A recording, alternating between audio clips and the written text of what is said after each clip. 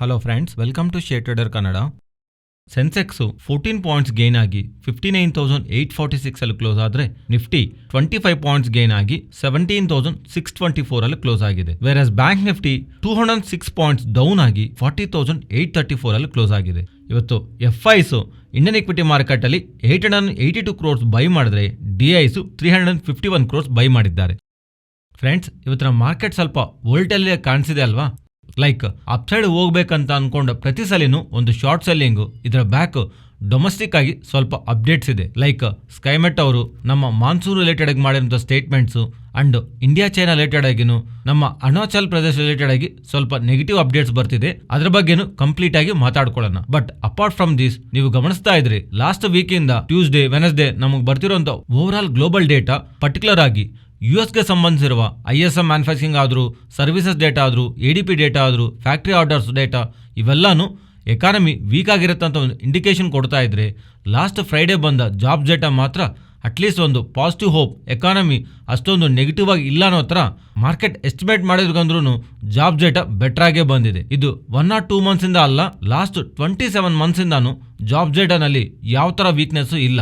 And ಅನ್ಎಂಪ್ಲಾಯ್ಮೆಂಟನ್ನು 3.5% fall ಆಗ್ತಾ 50 years ಲೋಗೆ ಯುಎಸ್ಗೆ ಸಂಬಂಧಿಸಿರುವ unemployment ಇದೆ. ಎಕಾನಮಿ ವೀಕ್ ಆಗತ್ತೆ ನಂತರ ಪ್ರೀವಿಯಸ್ ವೀಕಲ್ಲಿ ಇರುವಂತ ಎಲ್ಲಾ ಡೇಟಾನು ಲಾಸ್ಟ್ ಫ್ರೈಡೇ ಬಂದ ಡೇಟಾ ಅಂತೂ ಸ್ವಲ್ಪ ಕೂಲ್ ಮಾಡಿದ್ದೆ. ಮೋಸ್ಟ್ ಇಂಪಾರ್ಟೆಂಟ್ ಥಿಂಗ್, ಈ 12th ನಮಗೆ ಬರುವಂತ update US CPI inflation data.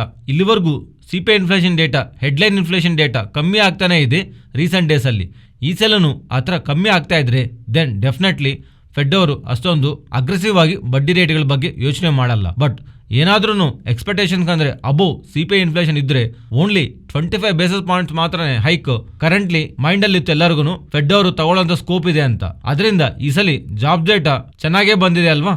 So economy ಯಾವ ತರ ಇಂಪ್ಯಾಕ್ಟ್ ಇಲ್ಲ ಅಂತ ಅವ್ರಿಗೆ ಸ್ಟ್ರೆಂತ್ ಇರತ್ತೆ. ಅಂಡ್ ಪ್ಯಾರಲಲ್ ಆಗಿ ಈಗ CPI ಇನ್ಫ್ಲೇಷನ್ ಏನಾದ್ರು ಅವರು ಅನ್ಕೊಂಡಿರಕಂದ್ರೂ ಜಾಸ್ತಿ ಬರ್ತಾ ಇದ್ರೆ, ದೆನ್ ಇನ್ಫ್ಲೇಷನ್ ಬೆಳೀತಾ ಇದ್ರೆ ದೆನ್ ಅವರು ಬಡ್ಡಿ ರೇಟ್ಗಳು ಮತ್ತೆ ಜಾಸ್ತಿ ಮಾಡ್ತಾರೆ. ಮಾರ್ಕೆಟ್ ಮುಂಚೆನೆ ಆಂಟಿಸಿಪೇಟ್ ಮಾಡಿ ಸೆಲ್ಲಿಂಗ್ ಪ್ರೆಷರ್ ತಗೊಳ್ಳೋದಕ್ಕೂ ಚಾನ್ಸಸ್ ಇದೆ. ಅದರಿಂದ 12th ಈವ್ನಿಂಗ್ ನಮಗೆ ಬರುವಂತ US CPI ಇನ್ಫ್ಲೇಷನ್ ಡೇಟಾನು ರೀಸೆಂಟ್ ಮಂತ್ಸ್ ಅಲ್ಲಿ ಕಮ್ಮಿ ಆಗ್ತಿದೆ ಅಲ್ವಾ? ಕಮ್ಮಿ ಆಗ್ತಾ ಇದ್ರೆ ಅದು ಮಾರ್ಕೆಟ್ಗೆ ಪಾಸಿಟಿವ್. ನೆಕ್ಸ್ಟ್ ನಾವು ಮಾರ್ಕೆಟ್ ಬಗ್ಗೆ ಮಾತಾಡ್ಕೊಂಡ್ರೆ, ಮಾರ್ಚ್ 24th ಲೋಸ್ ಇಂದಾನು ನಿಫ್ಟಿ ಆಲ್ಮೋಸ್ಟ್ 700 to 750 ಪಾಯಿಂಟ್ಸ್ ಹತ್ರ ರ್ಯಾಲಿ. ಈವನ್ ಬ್ಯಾಂಕ್ ನಿಫ್ಟಿ ಅಂತೂ ಆಲ್ಮೋಸ್ಟ್ 1500 ಪಾಯಿಂಟ್ಸ್ ರ್ಯಾಲಿ ಆಗಿದೆ.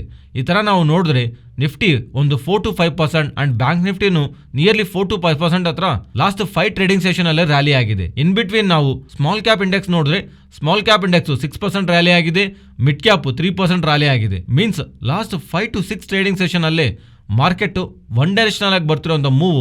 ಇವನ್ ಆಸ್ ಆಫ್ ನೌ ಇವತ್ತು ನಮಗೆ ಸ್ವಲ್ಪ ಸೆಲ್ಲಿಂಗ್ ಕಾಣಿಸ್ತಾ ಇದ್ರು ಮಾರ್ಕೆಟ್ ಅಲ್ಲಿ ನೆಗೆಟಿವ್ ಸೆಂಟಿಮೆಂಟ್ ಅಂತೂ ತಗೊಂಡ್ ಬರಲಿಲ್ಲ. ಇವನ್ ನಾವು FIs ಬಗ್ಗೆ ಮಾತಾಡ್ಕೊಂಡ್ರೆ, ಲಾಸ್ಟ್ 6 ಟ್ರೇಡಿಂಗ್ ಸೆಷನ್ ಇಂದಾನು ಅವರು ಬೈ ಸೈಡ್ ಇದ್ದಾರೆ. ಟೋಟಲ್ ಬೈಯಿಂಗ್ 4,740 ಕ್ರೋರ್ಸ್ ಹತ್ರ. FIs ರಿಲೇಟೆಡ್ ಆಗಿರುವಂತ ನೆಟ್ ಸೆಲ್ಲಿಂಗ್ ಪೊಸಿಷನ್ ನಾವು ನೋಡಿದ್ರೆ, ಲಾಸ್ಟ್ ಎಕ್ಸ್ಪೈರಿ ಸ್ಟಾರ್ಟಿಂಗ್ ಅಲ್ಲಿ 92% ಶಾರ್ಟ್ಸ್ ಅಲ್ಲಿ ಇದ್ದ FIs ಈಗ 82% ಹತ್ರ ಕ್ಯಾರಿ ಮಾಡ್ತಿದ್ದಾರೆ. ಆದ್ರೆ ಇಲ್ಲಿರುವಂತ ಪಾಯಿಂಟ್ ಏನಂದ್ರೆ, ಇಷ್ಟೊಂದು ಮಾರ್ಕೆಟ್ ರ್ಯಾಲಿ ಆಗ್ತಿದ್ರು ಶಾರ್ಟ್ ಪೊಸಿಷನ್ ಇನ್ನೂ ನಮಗೆ ಸ್ಟ್ರಾಂಗ್ ಅನ್ವೈಂಡಿಂಗ್ ಕಾಣಿಸ್ತಾ ಇಲ್ಲ. ಈಗ FIs ನೆಟ್ ಬಯರ್ಸ್ ಆಗಿದ್ದಾರೆ. ಈಕ್ವಲಿ ಅದಕ್ಕೆ ತಕ್ಕ ಹಾಗೆ ಮಾರ್ಕೆಟ್ ಅನ್ನು ಬೆಳೀತಾ ಇದೆ. ಆದ್ರೆ ಇದು ಇನ್ನು ಶಾರ್ಟ್ ಕವರಿಂಗ್ ಇಂದ ಅಲ್ಲ, ಇನ್ನು 82% ಶಾರ್ಟ್ಸ್ ಸಿಸ್ಟಮ್ ನಲ್ಲಿ ಇನ್ನೂ ಬಿಲ್ಡ್ ಆಗಿದೆ. ಸೊ ಅದರಿಂದ ಯಾವ್ದಾದ್ರೂ ಒಂದು ಪಾಯಿಂಟ್ ಅಲ್ಲಿ ಮಾರ್ಕೆಟ್ ಒಂದು 100 to 150 ಪಾಯಿಂಟ್ ಹತ್ರ ಮೂವ್ ಮಾಡುವಂತ ಅಪ್ಡೇಟ್ ಬಂದ್ರೆ ದೆನ್ ಫರ್ದರ್ ಆಗಿರೋಂಥ ಶಾರ್ಟ್ಸ್ ಕವರ್ ಆಗತ್ತಲ್ವಾ? ಇದು ಒಂದು ಮಾರ್ಕೆಟ್ ಒಂದು ಬಿಗ್ ಮೂವ್ ತಗೊಂಡ್ ಬರೋದಕ್ಕೆ ಚಾನ್ಸ್ ಇದೆ. ಅದರಿಂದ ನೆಕ್ಸ್ಟ್ ಕಮಿಂಗ್ ಡೇಸ್ ಅಲ್ಲಿ ಬರ್ತಿರುವಂತ ಇವೆಂಟ್ಸ್ ಅಲ್ಲಿ ನಾವು ಕ್ಲೋಸ್ ಆಗಿ ಟ್ರ್ಯಾಕ್ ಮಾಡಬೇಕಾಗತ್ತೆ. ಪಾಸಿಟಿವ್ ಟ್ರಿಗರ್ ಕೊಡುವಂತ ಸ್ಕೋಪ್ಸ್ ಇರುವಂತ ಇವೆಂಟ್ಸ್ ಆ ತರ ನಾವು ನೋಡಿದ್ರೆ, ನೆಕ್ಸ್ಟ್ ಇಮಿಡಿಯೇಟ್ ಆಗಿ ನಮಗೆ ಕಾಣಿಸ್ತಾ ಇರೋದು ಯುಎಸ್ಗೆ ಸಂಬಂಧಿಸಿರುವ CPI ಇನ್ಫ್ಲೇಷನ್ ಡೇಟಾ. ಅದಾದ್ಮೇಲೆ FOMC last Fed meetings related ಆಗಿ ನಡೆದಿರುವಂತಹ ಡಿಸ್ಕಷನ್ಸ್ ಇರುತ್ತಲ್ವಾ, ಅದರ ರಿಲೇಟೆಡ್ ಆಗಿ FOMC ಮಿನಿಟ್ಸ್ ಡೇಟಾ, ಇವೆರಡು ನಮಗೆ 12th ಅರೌಂಡ್ ನಮಗೆ ಅಪ್ಡೇಟ್ ಆಗುತ್ತೆ. ಅದರಿಂದ ಆ ಡೇಟಾ ಏನಾದರೂ ಪಾಸಿಟಿವ್ ಸೆಂಟಿಮೆಂಟ್ ಇದ್ರೆ ಮಾರ್ಕೆಟ್ ರಿಲೇಟೆಡ್ ಆಗಿ ಗುಡ್ ಪಾಸಿಟಿವ್ ಟ್ರಿಗರ್ ತಗೋಬಹುದು. ಸೊ ರೀಸೆಂಟ್ ಆಗಿ 5 to 6 ಟ್ರೇಡಿಂಗ್ ಸೆಷನ್ ಅಲ್ಲಿ ಮಾರ್ಕೆಟ್ ಇಷ್ಟೊಂದು ರ್ಯಾಲಿ ಆಗ್ತಿದ್ರು ಫ್ಯೂಚರ್ಸ್ ರಿಲೇಟೆಡ್ ಆಗಿ ನೆಟ್ ಶಾರ್ಟ್ ಪೊಸಿಷನ್ಸ್ ಇನ್ನು ಶಾರ್ಟ್ ಸೈಡ್ ಜಾಸ್ತಿ ಇದೆ ಅಲ್ವಾ? ಬಿಗ್ ಪೊಸಿಷನ್ಸ್ 82% ಹತ್ರ ಶಾರ್ಟ್ಸ್ ಇನ್ನೂ ಇದೆ. ಅದರಿಂದ ಅಪ್ಕಮಿಂಗ್ ಟೈಮ್ಸ್ ಅಲ್ಲಿ ಇವೆಂಟ್ಸ್ ಇದೆ. ಇವೆಂಟ್ಸ್ ನೆಗೆಟಿವ್ ಸೈಡ್ ಬರ್ತಾ ಇದ್ರೆ ಇನ್ನೂ ಫರ್ದರ್ ಶಾರ್ಟ್ಸ್ ಬಿಲ್ಡ್ ಮಾಡೋದಕ್ಕೆ ಅವ್ರಿಗೆ space almost 10 to 12% short sides ಇರುತ್ತೆ. ಬಟ್ ಒಂದು ವೇಳೆ ಪಾಸಿಟಿವ್ ಇವೆಂಟ್ ಆಗ್ತಾ ಇದ್ರೆ ಮಾರ್ಕೆಟ್ ರ್ಯಾಲಿ ಅಪ್ಸೈಡ್ ರ್ಯಾಲಿ ಆಗೋದಕ್ಕೆ ಮೀನ್ಸ್ ಪ್ರೀವಿಯಸ್ಲಿ ಶಾರ್ಟ್ಸ್ನ ಕ್ರಿಯೇಟ್ ಮಾಡ್ಕೊಂಡಿದ್ದವರು ಕವರ್ ಮಾಡ್ಕೊಂತ ಪ್ರಯತ್ನ ಮಾಡ್ತಾರಲ್ವಾ? ಅದರಿಂದ ಫರ್ದರ್ ಆಗಿ ಪಾಸಿಟಿವ್ ಆಗಿ ಮಾರ್ಕೆಟ್ನ ಆಕ್ಟ್ ಮಾಡತ್ತೆ ಅನ್ನೋ ವಿಷಯನೂ ಟ್ರೇಡರ್ಸು ಜ್ಞಾಪಕ ಇಟ್ಕೊಳ್ಳಿ. ಅಂಡ್ ಕಮಿಂಗ್ ಡೇಸಲ್ಲಿ ಬ್ಯಾಂಕ್ ನಿಫ್ಟಿ ಜೊತೆಗೆ IT ಇಂಡೆಕ್ಸ್ನಲ್ಲಿ ಕೀ ರೋಲ್ ಪ್ಲೇ ಮಾಡುತ್ತೆ. ಬಿಕಾಸ್ 12th ಇಂದ ನಮಗೆ TCS ಅವರು, ನೆಕ್ಸ್ಟ್ 13th ಇನ್ಫೋಸಿಸ್ ಅವರು ಅಂಡ್ HCL ಟೆಕ್ನಾಲಜೀಸ್ 20th ಈ ಥರ ಲಾರ್ಜ್ ಕ್ಯಾಪ್ ಆದಮೇಲೆ mid and small cap IT companies ಅವರು ನಂಬರ್ಸ್ನ ಪೋಸ್ಟ್ ಮಾಡ್ತಾರೆ. ಅದರಿಂದ IT ಕಂಪ್ನೀಸ್ ನಂಬರ್ಸ್ ಬಂದಾಗ ಬಂದ ಮೇಲೆ ಮಾರ್ಕೆಟ್ ಕ್ಲೋಸ್ ಆದಮೇಲೆ ಅದನ್ನು ಹೇಗೆ ಅರ್ಥ ಮಾಡ್ಕೊಳ್ಳೋದ್ರ ಬಗ್ಗೆ ನಾವು ಮಾತಾಡ್ಕೊಳ್ಳೋಣ. ಫ್ರೆಂಡ್ಸ್, ಈ ಸಲ IT ನಂಬರ್ಸ್ ಪೋಸ್ಟ್ ಮಾಡಿದ ಮೇಲೆ ಲೈವ್ ಆಗಿ ಇವನ್ ಮಾರ್ಕೆಟ್ ಆದಮೇಲೆ ಆದ್ರೂ IT ಸ್ಟಾಕ್ಸ್ ರಿಸಲ್ಟ್ಸ್ನ ಹೇಗೆ ಅನಾಲಿಸಿಸ್ ಮಾಡಬೇಕು. ಲಾಸ್ಟ್ ಕ್ವಾರ್ಟರ್ ಜೊತೆ ಕಂಪೇರ್ ಮಾಡಿದ್ರೆ ಈ ಕ್ವಾರ್ಟರ್ ನಂಬರ್ಸು ವೀಕ್ ಆಗೇ ಇರುತ್ತೆ. ಅದಕ್ಕೆ 2 ರೀಸನ್ಸ್ ಇದೆ. ಒಂದು, ಸೀಸನಲ್ ಆಗಿ ನಮಗೆ Q4 ಅನ್ನೋದು Q3 ಜೊತೆ ಕಂಪೇರ್ ಮಾಡಿದ್ರೆ IT ಸ್ಟಾಕ್ಸ್ ರಿಲೇಟೆಡ್ ಆಗಿ, ಕಂಪನೀಸ್ ರಿಲೇಟೆಡ್ ಆಗಿ ವೀಕ್ ಕ್ವಾರ್ಟರ್. ಅಂಡ್ ಇನ್ನೊಂದು, ರೀಸೆಂಟ್ ಆಗಿ US ಅಂಡ್ ಯುರೋಪ್ ಅಲ್ಲಿರುವಂತ ಬ್ಯಾಂಕಿಂಗ್ ಕ್ರೈಸಿಸ್ ರಿಲೇಟೆಡ್ ಆಗಿ ಈ ಕ್ವಾರ್ಟರ್ ರಿಲೇಟೆಡ್ ಆಗಂತೂ ಇಂಪ್ಯಾಕ್ಟ್ ಇರೋದಕ್ಕೆ ಚಾನ್ಸ್ ಇದೆ. ಆ ಇಂಪ್ಯಾಕ್ಟ್ ಈ ಕ್ವಾರ್ಟರ್ ರಿಸಲ್ಟ್ಸ್ ಅಲ್ಲಿ ನೋಡಬಹುದು. ಇದನ್ನ ನಾವು ಕೀನ್ ಆಗಿ ಅಬ್ಸರ್ವ್ ಮಾಡಬೇಕು. ಒಂದು, ಮಾರ್ಕೆಟ್ ಅಲ್ಲಿರುವಂತಹ ಎಸ್ಟಿಮೇಟ್ಸ್ ಪ್ರಕಾರ ಈವನ್ ಗ್ಲೋಬಲ್ ಆಗಿರುವಂತಹ ಬ್ಯಾಂಕಿಂಗ್ ಕ್ರೈಸಿಸ್ ನಮ್ಮ ಇಂಡಿಯನ್ ಸ್ಟಾಕ್ಸ್ ಮೇಲೆ ಇಂಪ್ಯಾಕ್ಟ್ ತೋರ್ಸತ್ತಾ, ಅದು FY24 ನಲ್ಲಿ ಫಸ್ಟ್ 6 months ವರೆಗೆ ಇರತ್ತಾ, ಮೀನ್ಸ್ ಫಸ್ಟ್ ಹಾಫ್ ವರೆಗೆ ಇರತ್ತಾ, ಸೆಕೆಂಡ್ ಹಾಫ್ ನಲ್ಲಿ ರಿಕವರಿ ಇರತ್ತ ಅನ್ನೋ ತರ ಮಾರ್ಕೆಟ್ ಎಸ್ಟಿಮೇಟ್ ಮಾಡ್ತಿದೆ.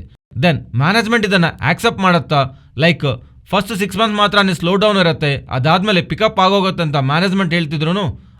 ಎಂಟೈರ್ FY24 ವರ್ಗು ಅವರು ವೀಕ್ನೆಸ್ ಆಗಿ ನೋಡ್ತೀವೇನಂತ ಅವ್ರು ಗೈಡೆನ್ಸ್ ಕೊಡ್ತಾರ. ಇಲ್ಲಿ ಕೀ ಇಂಪಾರ್ಟೆಂಟ್ FY24 ಗೈಡೆನ್ಸ್. ಇದು actually previous years financial guidance ಅಂದ್ರೂ ಕಮ್ಮಿ ಇರುತ್ತೆ ಅಂತ ಮಾರ್ಕೆಟ್ ಎಕ್ಸ್ಪೆಕ್ಟ್ ಮಾಡ್ತಿದೆ. ಒಂದು ಎಕ್ಸಾಂಪಲ್ ಹೇಳ್ತೀನಿ, ಅಬ್ಸರ್ವ್ ಮಾಡಿ. ಇನ್ಫೋಸಿಸ್ ಅವರು FY23 ಗ್ರೋತು 16% ಹತ್ರ ಇದ್ರೆ FY24 ರಿಲೇಟೆಡ್ ಆಗಿ 6 to 8% ಗ್ರೋತ್ ಇನ್ಫೋಸಿಸ್ ಅವರು constant currency revenue growth guidance ಕೊಡೋದಕ್ಕೆ ಚಾನ್ಸ್ ಇದೆ. ಅಥವಾ ಮಾರ್ಕೆಟ್ ಎಕ್ಸ್ಪೆಕ್ಟ್ ಮಾಡ್ತಿರೋದು ಪ್ರೀವಿಯಸ್ ಇರೋಂಥ ಗ್ರೋತ್ ಅಲ್ಲ, ಫಸ್ಟ್ ಹಾಫ್ ಸ್ವಲ್ಪ ಇಂಪ್ಯಾಕ್ಟ್ ಆಗ್ತಿದ್ರು ಸೆಕೆಂಡ್ ಹಾಫ್ ಅಲ್ಲಿ ರಿಕವರಿ ಇರುತ್ತೆ ಅನ್ನೋ ತರ ಸ್ಟೇಟ್ಮೆಂಟ್ಸ್ ಕಂಪನಿಯಿಂದ ಬರ್ತಿದ್ರು. ಅಥವಾ ಇನ್ನೊಂದು important thing, and banks related ಆಗಿ ಡಿಪೆಂಡ್ ಆಗಿರುವಂಥ IT ಕಂಪನೀಸ್ ಒಂದು ಆರ್ಡರ್ ಬುಕ್ ಎಷ್ಟೊಂದು ಇಂಪ್ಯಾಕ್ಟ್ ಆಗೋದಕ್ಕೆ ಚಾನ್ಸ್ ಇದೆ. ಬಿಕಾಸ್ ನಿಜವಾಗ್ಲೂ ಬ್ಯಾಂಕ್ಸ್ ಜಾಸ್ತಿ ಟೆಕ್ ಸ್ಪೆಂಡಿಂಗ್ ಮಾಡಿಲ್ಲ ಅಂದ್ರೆ ದೆನ್ ಪ್ರೀವಿಯಸ್ಲಿ ಅವರು ಪ್ರಕಟಣೆ ಮಾಡಿರುವಂಥ ಆರ್ಡರ್ಸ್ ಅಪ್ಕಮಿಂಗ್ ಟೈಮ್ಸ್ ಅಲ್ಲಿ ಅವ್ರು ಕೊಡಬೇಕಾಗಿರೋ ಆರ್ಡರ್ಸ್ ರಿಲೇಟೆಡ್ ಆಗಿ ಅವರು ರಿಸ್ಟ್ರಿಕ್ಷನ್ಸ್ ಮಾಡ್ತಾ ಇದ್ರೆ ಎಕ್ಸ್ಪೆನ್ಸಸ್ ಕಮ್ಮಿ ಮಾಡ್ಕೊಂತೀವಿ ಅಂದ್ರೂ ಅದು ನಮಗೆ ಕ್ಲಿಯರ್ ಆಗಿ IT ಕಂಪನೀಸ್ ಆರ್ಡರ್ ಬುಕ್ ಮೇಲೆ ಕಾಣಿಸುತ್ತೆ. FY24 guidance, constant currency revenues guidance and order book ಮೇಲೆ ಕಾಣಿಸ್ತಾ ಇರುವಂಥ ಇಂಪ್ಯಾಕ್ಟ್ ಇವೆರಡು ನಾವು ರಿಸಲ್ಟ್ಸ್ ಅಲ್ಲಿ ಕೀನ್ ಆಗಿ ಗಮನಿಸಬೇಕಾಗಿದೆ. ಇದರ ಜೊತೆಗೆ ಮ್ಯಾನೇಜ್ಮೆಂಟ್ ಮಾಡ್ತಿರುವಂಥ ಕಮೆಂಟ್ರಿನು 12th April ಇಂದ IT ಸ್ಟಾಕ್ಸ್ ರಿಲೇಟೆಡ್ ಆಗಿ ಇಂಪಾರ್ಟೆಂಟ್ ಆಗಿರತ್ತೆ ಅನ್ನೋ ವಿಷಯನೂ ನಾವು ಜ್ಞಾಪಕ ಇಟ್ಕೋಬೇಕು. ಹಾಗೆ ಪ್ರೆಸೆಂಟ್ ಇರುವಂಥ ನಮ್ಮ ಮಾರ್ಕೆಟ್ ಲೆವೆಲ್ಸ್ ಬಗ್ಗೆ ಮಾತಾಡ್ಕೊಂಡ್ರೆ even market downside fall ಆಗ್ತಿದ್ರು 17,250 ಅಬವ್ ಇರೋವರೆಗೂ ನಾವು ಪೊಸಿಷನಲ್ ಆಗಿ ಮಾರ್ಕೆಟ್ನ ಬುಲ್ಲಿಶ್ ಆಗಿ ನೋಡಬಹುದು. ಬಟ್ ಪ್ರೆಸೆಂಟ್ ಇರುವಂಥ ಲೆವೆಲ್ಸ್ ಇಂದ ಟೂ ಮಚ್ ಡೌನ್ ಸೈಡ್ ಇರೋದ್ರಿಂದ ನೀರಾಗಿರುವಂಥ ಒಂದು ಲೆವೆಲ್ ಹತ್ರನೇ ಅಲರ್ಟ್ ಆಗಿ ಪೊಸಿಷನ್ ಸ್ಕ್ವೇರ್ ಆಫ್ ಮಾಡಬೇಕಾ ಅಥವಾ ಸ್ವಲ್ಪ ವೆಯ್ಟ್ ಆದ್ಮೇಲೆ ಪೊಸಿಷನ್ ತಗೋಬೇಕಂತ ಅನ್ಕೊಂಡ್ರೆ ನೀರಾಗಿ ಸೈಕಲಾಜಿಕಲ್ ಮಾರ್ಕ್ 17,500 ನಾವು ಗಮನಿಸಬಹುದು. 17,500 ಅಬವ್ ಇರೋವರೆಗೂ ನಾವು ಅಪ್ಕಮಿಂಗ್ ಡೇಸಲ್ಲಿ ನಾವು ಮಾರ್ಕೆಟ್ ರಿಲೇಟೆಡ್ ಆಗಿ ಅಪ್ಸೈಡ್ ವ್ಯೂ ಇಂದಾನೆ ಇರಬಹುದು. ಇವನ್ ಅದು ಬ್ರೇಕ್ ಆಗ್ತಿದ್ರು ಶಾರ್ಟ್ ಪೊಸಿಷನ್ನ ಕ್ರಿಯೇಟ್ ಮಾಡ್ಕೊಳ್ಳೋದು ರೈಟ್ ಅಲ್ಲ. ಬಿಲೋ ಬರ್ತಿರೋವಾಗ 17,250 to 17,300 ಈ 50 ಪಾಯಿಂಟ್ ರೇಂಜ್ ಬ್ರೇಕ್ ಮಾಡೋದಕ್ಕೆ ಮಾರ್ಕೆಟ್ ತುಂಬಾ ಟೈಮ್ ತಗೊಂಡಿದೆ. ಅದರಿಂದ ಆ ಝೋನ್ ಬಿಲೋ ಹೋದಾಗ ಫರ್ದರ್ ಆಗಿ ಮಾರ್ಕೆಟ್ ರಿಲೇಟೆಡ್ ಆಗಿ bearish are selling side position ಬಗ್ಗೆ ನಾವು ಯೋಚನೆ ಮಾಡಬಹುದು.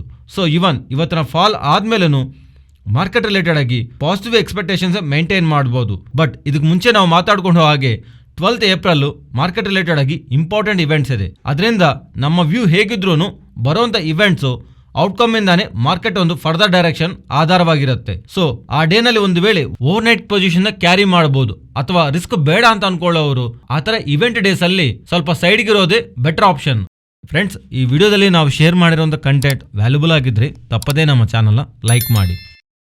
Next, China and India relation ಬಗ್ಗೆ ಬರ್ತಿರೋಂಥ ಇಂಪಾರ್ಟೆಂಟ್ ಒಂದು ಅಪ್ಡೇಟ್ ಬಗ್ಗೆ ಮಾತಾಡ್ಕೊಳ್ಳೋಣ. ಫ್ರೆಂಡ್ಸ್, ಈಗಂತಲ್ಲ ಯಾವಾಗ್ಲಿಂದನೂ ನಮ್ಮ ಇಂಡಿಯಾ ರಿಲೇಟೆಡ್ ಆಗಿ ಪಾಕಿಸ್ತಾನ ಅವರು, ಚೈನಾ ಅವರು ನಮ್ಮ ಇಂಡಿಯಾಗೆ ಸಂಬಂಧಿಸಿರುವ ಏರಿಯಾಸ್ನ ಆಕ್ಯುಪೈ ಮಾಡೋದಕ್ಕೆ ಪ್ರಯತ್ನ ಮಾಡ್ತಿದ್ದಾರೆ. ಇದರ ರಿಲೇಟೆಡ್ ಆಗಿ ರೀಸೆಂಟ್ ಆಗಿ April 2 ಅರುಣಾಚಲ್ ಪ್ರದೇಶದಲ್ಲಿರುವಂಥ 11 ಪ್ಲೇಸಸ್ನ ರೀನೇಮ್ ಮಾಡ್ತಾ ಅದಕ್ಕೆ ಹೊಸ ಹೆಸರುಗಳನ್ನ ಚೈನೀಸ್ ಅವರು ರೀನೇಮ್ ಮಾಡ್ತಾ ಡಿಸಿಷನ್ ತಗೊಂಡಿದ್ದಾರೆ. ಆಲ್ಮೋಸ್ಟ್ 90,000 ಸ್ಕ್ವೇರ್ ಕಿಲೋಮೀಟರ್ಸ್ ಇಷ್ಟೊಂದು ಭೂಭಾಗನ ಇಂಡಿಯಾಕ್ಕೆ ಸಂಬಂಧಿಸಿರುವ ಅರುಣಾಚಲ್ ಪ್ರದೇಶದಲ್ಲಿರುವಂಥ ಭೂಭಾಗನ ಚೈನಾ ಅವರು 11 ಡಿಫ್ರೆಂಟ್ ನೇಮ್ಸ್ ಇಡ್ತಾ ಹೊಸ ಡಿಸಿಷನ್ ತಗೊಂತಾ ಇರೋದು.